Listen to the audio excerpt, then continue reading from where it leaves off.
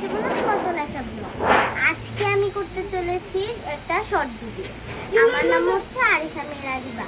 আমি আজকে করব হচ্ছে আমার নিজের কাছে থেকে ক্যাপসিকাম তুলে পিৎজা বানাবো। চলুন